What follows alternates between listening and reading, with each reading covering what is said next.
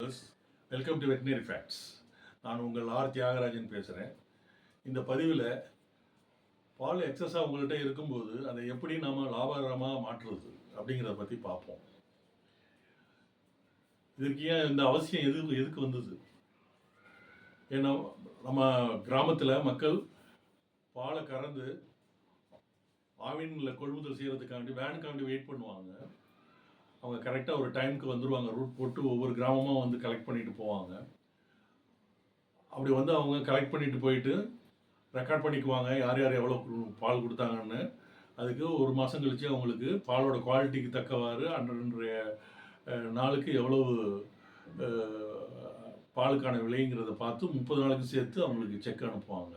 இது யூஸ்வலாக நடக்கிறது. இந்த சில சமயங்களில் இந்த ஆவின் கொள்முதல் பண்ணுற வேனு வர முடியாமல் போகலாம்.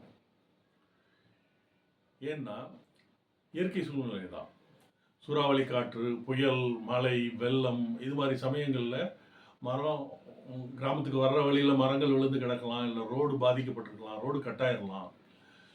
ரோடு கட்டாயி அதில் வாரி தண்ணி போயிட்டு இருக்கலாம். ஸோ வேன் வர முடியாத சுச்சுவேஷன். சில சமயங்களில் வேன் ரிப்பேர் ஆகிடலாம்.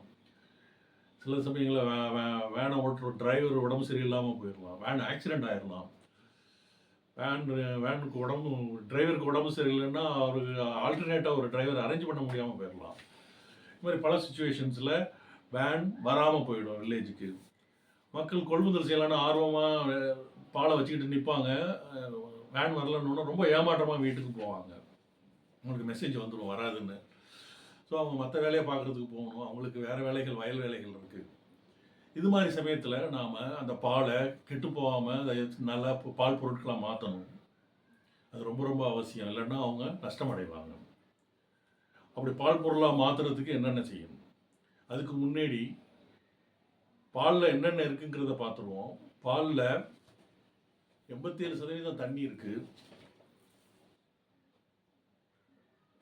3-4%. சில பாலில் 3.5 இருக்கும், சில பாலில் 3.2%, சில பாலில் 3.9%, சில பாலில் 4% கூட பால் கொழுப்பு இருக்கும்.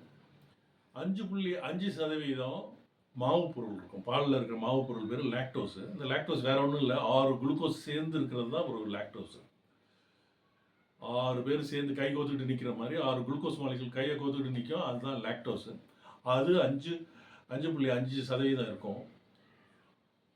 4% பால் புரதம் இருக்கும். கேசின்னு பேர் அதுக்கு. பாலில் இருக்கிற புரதம் கேசின், அது இருக்கும். இதோட சேர்த்து 0.7% தாது உப்புக்கள் இருக்கும். இது எல்லாம் சேர்ந்த கலவை தான் பால். இந்த பாலில்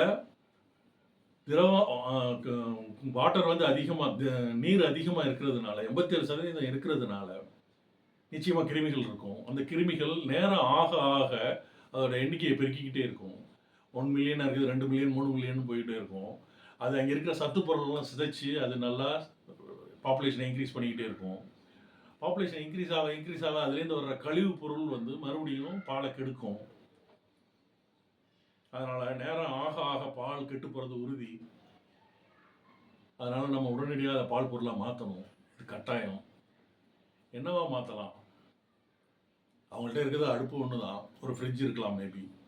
இந்த சமயத்தில் என்ன செய்ய முடியும் அப்படின்னு பார்த்தா, அவங்க பாலை வச்சு தயிராக்கலாம், அதை வச்சு வெண்ணெயாக்கலாம், நெய்யாக்கலாம், பால்கோவா செய்யலாம், பனீர் செய்யலாம். இதில் நீங்கள் ஈஸியாக மார்க்கெட் பண்ண முடிகிறது வெண்ணெய், நெய், பால்கோவா தான். ஆனால் இதெல்லாம் செய்கிறதுக்கு உங்களுக்கு நிறைய நேரம் தேவைப்படும், நிறைய வேலை செய்ய வேண்டும், நிறைய எரிபொருள் வேண்டும். டைம், லேபர், ஃபியூவல், இது 3மே அதிகமாக தேவைப்படும். ஆனால் இதெல்லாம் குறைவாக இருக்கணும்னாக்க ஒரு பொருள் செய்யலாம், அது பனீர். நேரம் கம்மி, வேலையும் ரொம்ப எளிதானது, சீக்கிரமே முடிச்சுக்கலாம், ஃபியூவலும் ரொம்ப கம்மி, எரிபொருள் செலவும் ரொம்ப கம்மி. அது நீங்கள் பனீர் செஞ்சிடலாம். எப்படி செய்யலாம் அப்படிங்கிறத பார்ப்போம். பனீர் நீங்கள் 1 லிட்டர் தண்ணியை 1 லிட்டர் பாலை வச்சுக்கிட்டு எப்படி செய்கிறதுங்கிறத நம்ம இன்றைக்கி பார்ப்போம்.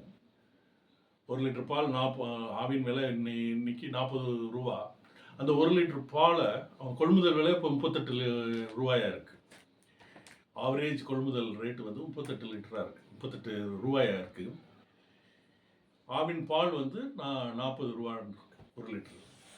இந்த 40 ரூபாய் பெருமானம் உள்ள பால் 1 லிட்டர் பாலை நீங்கள் எடுத்துக்கிறீங்கன்னா அந்த பாலை ஒரு வாணலியில் ஊற்றுறீங்க. ஸ்டவ்வை எரிய விட்டிங்கன்னாக்கா இல்லை விறகடுப்பில் எரிய விட்டிங்கன்னாக்கா அது கொதிநிலை வந்த உடனே நல்லா கொதிக்கும். உடனே அதை சிம்முக்கு மாற்றுறீங்க. அதாவது அதோட தணலை குறைக்கிறீங்க.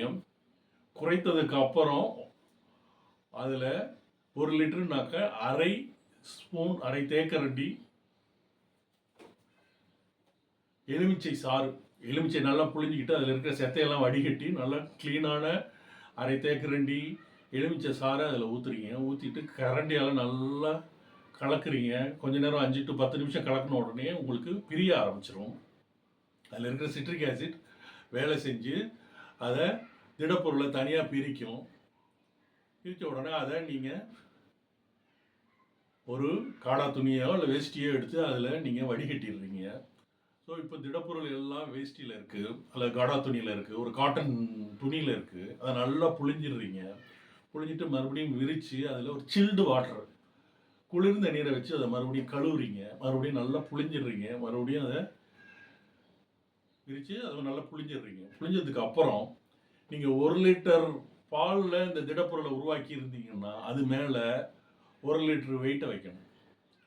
இந்த திடப்பொருளை ஒரு தாம்பளத்து மேலே வச்சு, இந்த தாம்பளம் க்ளீனாக இருக்கணும், அந்த தாம்பளத்து மேலே வச்சு அது மேலே இந்த வெயிட்டை வைக்கிறீங்க. நீங்கள் 5 லிட்டர் பாலில் ஒரு திடப்பொருளை உருவாக்கியிருந்தீங்கன்னா 5 kg வெயிட் வைக்கிறீங்க. இல்லை 10 லிட்டர் பாலில் நீங்கள் இந்த திடப்பொருளை உருவாக்கியிருந்தீங்கன்னா 10 kg வெயிட்டை வைக்கிறீங்க.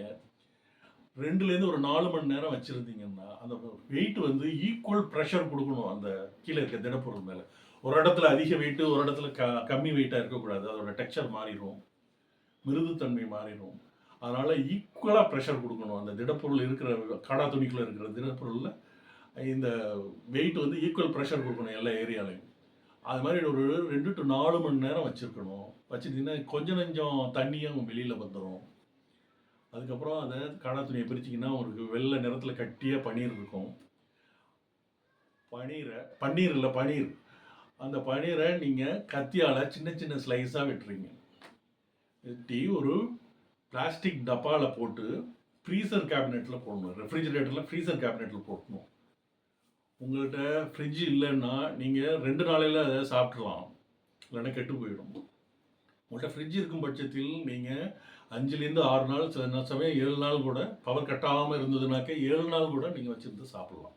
அது கெட்டு போச்சுங்கிறது எப்படி கண்டுபிடிக்கிறதுனா, அதில் வெண்மை நிறத்தில் இருக்குது. அதில் உங்களுக்கு பிளாக் கலர், கருப்பு கலர்லேயோ அல்லது நீல கலர்லேயோ உங்களுக்கு வந்து ஸ்பாட்ஸ் இருக்குது. க்ரீன் கலரில், அதாவது பச்சை கலர்லேயோ ப்ளூ கலர்லேயோ உங்களுக்கு வந்து கருப்பு கலர்லேயோ ஸ்பாட்ஸ் இருக்குது அப்படின்னாக்க அது வந்து கெட்டு போச்சுன்னு அர்த்தம். நீங்கள் ஒரு துளியை மட்டும் எடுத்து வாயில் வச்சு பார்த்தீங்கன்னா புளிப்பு சுவை வந்துச்சுன்னா அதை நீங்கள் டிஸ்கார்ட் பண்ணிடுங்க, அதை வெளியேற்றிடுங்க, வெளியே கொட்டிடுங்க. அதை சாப்பிடக்கூடாது. ஸோ நார்மலாக 5 to 6 நாட்களுக்குள்ளே நீங்கள் சாப்பிட்றலாம், ஒரு பிரச்சனையும் இருக்காது. உங்களுக்கு ஒரு கேள்வி இல்லை, ஏன் சூப்பர் மார்க்கெட்லாம் இருக்கிற பன்னீர், அமுல், ஹட்சன் இது மாதிரி கம்பெனி பன்னீர்லாம் 3 வாரம் இருக்குது அப்படின்னு.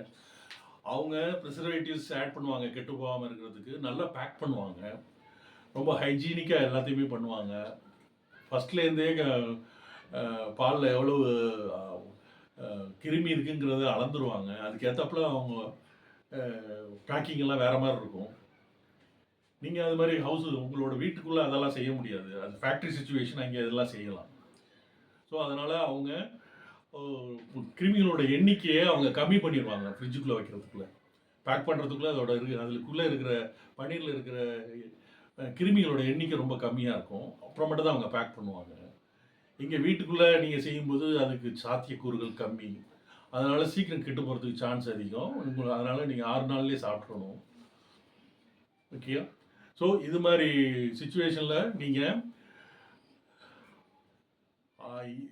ரொம்ப ஈஸியாக பாலை, ஒரு 40 ரூபா பெருமானம் உள்ள 1 லிட்டர் பாலை நீங்கள் 150 கிராம், 1 லிட்டர்லேருந்து உங்களுக்கு 150 கிராம் பன்னீர் கிடைக்கும். இப்போ ரேட்டு வந்து 150 கிராம்னாக்க 100 கிராம் பன்னீர் 48 ரூபா. ஸோ ரூ. 75 உங்களுக்கு இப்போ ரூ. 75 பெருமானம் உள்ள பன்னீர் வந்து நீங்கள் செஞ்சுருவீங்க. ரூ. 40 பால்லேருந்து. செலவு நீங்கள் ஆட் பண்ணுறது கொஞ்சம் கேஸ் செலவு தான். கொஞ்சம் நீங்கள் அரை டீஸ்பூன் இது எலுமிச்சை சாறு, அவ்வளோதான் நீங்கள் செலவு பண்ண போகிறீங்க. வேறு செலவு கம்மி உங்களுக்கு. ஸோ இது மாதிரி பண்ணி நீங்கள் லாபகரமாக செஞ்சுக்கலாம், பால் கெட்டு போகாமல். இந்த பதிவை முடிக்கிறதுக்கு முன்னாடி நான் உங்கள்கிட்ட கேட்டுக்கிறது, இது வரைக்கும் என் சேனலில் சப்ஸ்கிரைப் பண்ணலைன்னா நீங்கள் ப்ளீஸ் சப்ஸ்கிரைப் பண்ணுங்கள்.